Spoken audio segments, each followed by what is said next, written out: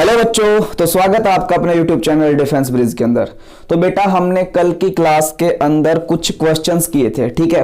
तो बेटा जो आज की क्लास है उस क्लास के अंदर हम यूनिट्स फाइंड आउट करना सीखेंगे। किसी भी क्वेश्चन की यूनिट्स को कैसे फाइंड आउट करते हैं वो हम आराम से कैलकुलेट करेंगे, ठीक है। तो आप प्लीज ध्यान से देखिएगा, आपको पूरा का पूरा समझ में आएगा बिल्कुल क्लियरली। चलो तो बेटा स्टार्ट करते हैं क्वेश्चन से। देखो बेटा पहला क्वेश्चन हमें गिवन है x is equals to A T plus B T square where x is distance, t is in time, find the unit of b। ठीक है, तो ऐसे क्वेश्चंस भी एयरफोर्स के अंदर, नेवी के अंदर बहुत आते हैं यूनिट एंड डायमेंशन से। तो जो हमारे ये 2, 4, 8, 10 लेक्चर थे जितने भी, उन लेक्चर्स के अंदर लगभग सारे के सारे क्वेश्चन कवर हो गए हैं जो हमारे एग्जाम के अंदर आने वाले हैं, ठीक है। तो बेटा जो x है ना, ये x डिस्टेंस है बेटा, ठीक है। जो AT प्लस BT स्क्वायर है, यहां पे जो A और B क्या है, कांस्टेंट क्वांटिटीज हैं, ठीक है। तो x डिस्टेंस है, मैंने बता दिया, t टाइम है, find the units of B। एक बात बताओ बेटा, मैंने जब स्टार्टिंग में लेक्चर पढ़ाए थे उसमें मैंने आराम से करवाया था कि सेम क्वांटिटी के अंदर सेम क्वांटिटी को ऐड करेंगे। प्लीज आप उन लेक्चर्स को देख लीजिए, मैं हर एक वीडियो में बोल रहा हूं, प्लीज आप लेक्चर को देख लीजिएगा, ठीक है। तो AT प्लस BT स्क्वायर, अब जो भी सेम क्वांटिटी के अंदर सेम जुड़ेगा, तो इसका मतलब यह हुआ जो x का डायमेंशन होगा या x की जो यूनिट होगी वही क्या होगी, BT स्क्वायर की यूनिट होगी। या फिर अगर क्वेश्चन में a की भी यूनिट पूछ लेता, AT is equals to x ही होता, तो बेटा यहां से b की यूनिट को फाइंड आउट करना है ना हमें, तो सिर्फ तो b की यूनिट को फाइंड आउट करना था, t टाइम है, x डिस्टेंस है, तो x divided by t square नीचे आ जाएगा। तो बेटा x क्या है, x देखो सारी की सारी किलोमीटर के अंदर है, तो ऑब्वियसली बात है इसको किलोमीटर के अंदर मेजर करना है। ये टाइम क्या है, सेकंड होती है टाइम की, हर एक यूनिट के अंदर MKS, CGS और ऐसा यूनिट सभी में टाइम की सेकंड होती है, तो बेटा second square, kilometre second square कहीं पर ऑप्शन में दिख रहा है, kilometre divided by second square, देखो बेटा तीसरा ऑप्शन, तो हमारा तीसरा ऑप्शन सही हो गया। अगर ये पूछ लेता भाई ए की, इसने किसकी पूछी है, बी की पूछी है, तो बी की तो आ गई हमारी क्या, किलोमीटर पर सेकंड स्क्वायर। अब ए की भी पूछ लेता तो क्या करते, तो एक्स डिवाइडेड बाई टी इस तरफ आ जाता, तो ये आ जाती किलोमीटर पर सेकंड, ठीक है। तो किलोमीटर पर सेकंड कहीं पर है, तो तब ऑप्शन ए सही हो जाता। सिर्फ इसने किसकी पूछी है, बी की। इजी, सबसे इजी है, इसमें कोई रोगेट साइंस नहीं है। अगला क्वेश्चन भी ऐसा ही है, आपका इन सभी क्वेश्चन से यूनिट का कंसेप्ट बिल्कुल क्लियर हो जाएगा, प्लीज ध्यान से पढ़िएगा, ठीक है। अब देखो, the equation of P plus A upon V square V minus B is equals to constant, ये कांस्टेंट है, the unit of A will be, ठीक है। ये क्वेश्चन मैंने पिछली क्लास के अंदर नहीं, उससे पिछली क्लास के अंदर करवाए थे, लेकिन उनमें हमने सभी का डायमेंशन फाइंड आउट करना सिखाया था।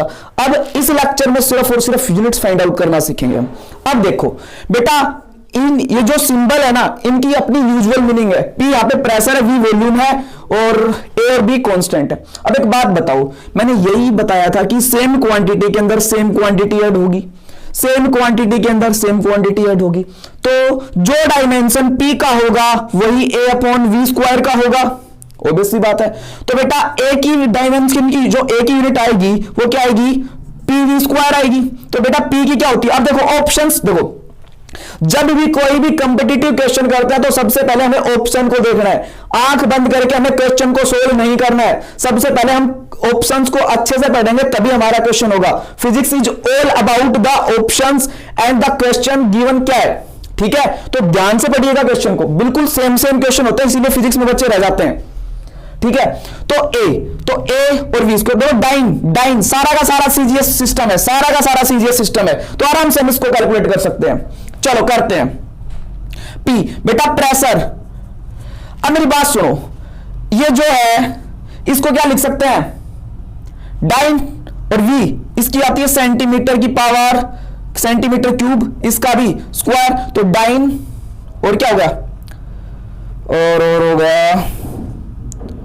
एक बात बताओ, जो भी वॉल्यूम आ रहा है PV के बराबर आ रहा है, PV क्या होता है, डाइन पता क्या होता है, डाइन का मतलब होता है फोर्स डिवाइडेड बाई एरिया भाई।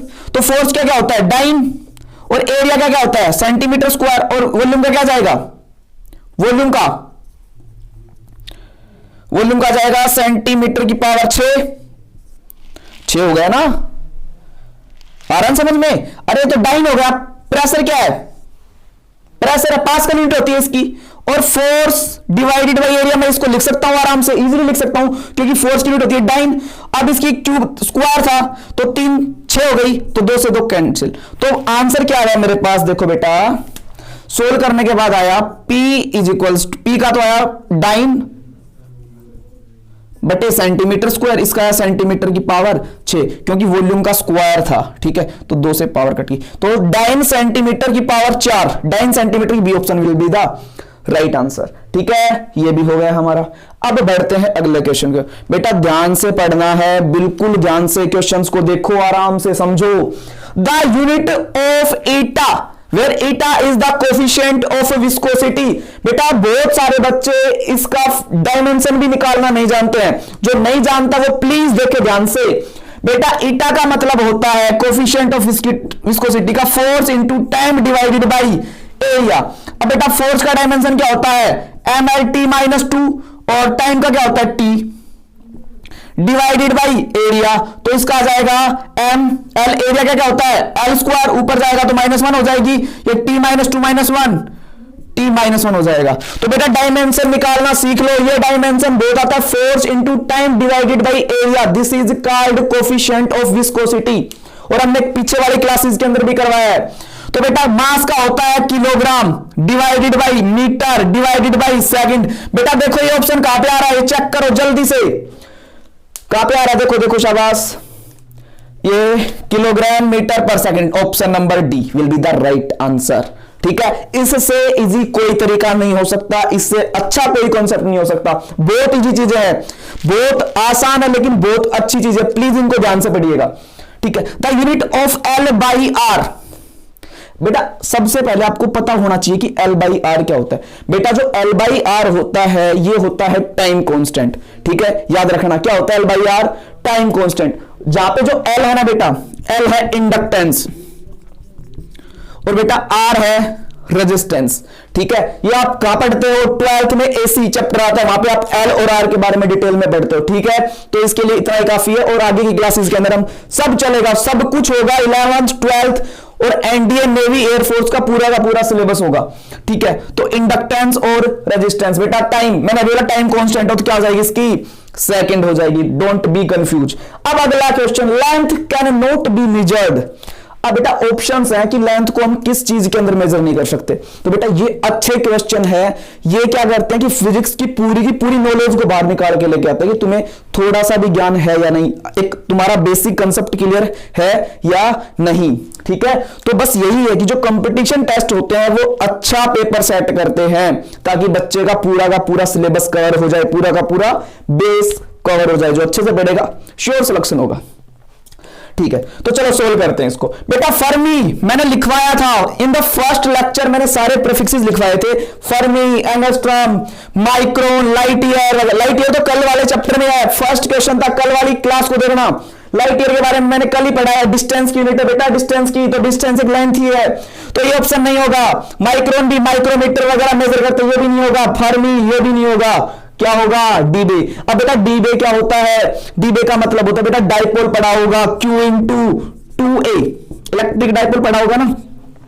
ठीक है, इसकी क्या करते हैं यूनिट, कूलाम मीटर। बेटा इसको क्या बोला जाता है, 1 डीबे बराबर 3.33 into 10⁻⁹ coulomb metre, sorry -30, sorry I am very sorry. ठीक है, ये होता है। तो बेटा सारे के सारे क्वेश्चन अच्छा है, ये क्या है, इलेक्ट्रिक डाइपोल की। ठीक है, तो इन सारे के सारे क्वेश्चंस को कर लो। हमने करीब 45 to 50 क्वेश्चन इस चैप्टर पे करवा दिए हैं, जिससे कि सारे के सारे कवर हो गए। जो अगली क्लास होगी वो हमारी सिग्निफिकेंट फिगर्स और राउंड ऑफ के ऊपर होगी, तो आप प्लीज फर्स्ट लेक्चर से 9 और 10 लेक्चर तक को पूरे के पूरी चीजों को देखो। छोटे छोटे वीडियोज है, आपके धीरे धीरे कंसेप्ट को बिल्डअप किया गया है। ठीक है, आप प्लीज चैनल को सब्सक्राइब कर लीजिए ताकि आप हमारी फैमिली का मेंबर बन सके और अच्छे से चीजों को समझ सके। ठीक है, और आप कमेंट सेक्शन में कमेंट करके बताइए जो आपको चीज समझ में नहीं आ रही, कोई गलती है वो बताइए, प्लीज आप कमेंट करके बताइए। ठीक है, और चैप्टर जो भी नहीं आता आपको, 12th का 11th का जो भी एनडीए नेवी एयरफोर्स के जो भी चैप्टर्स नहीं आते आपको, प्लीज कमेंट सेक्शन में कमेंट करके बताइए। Thank you so much.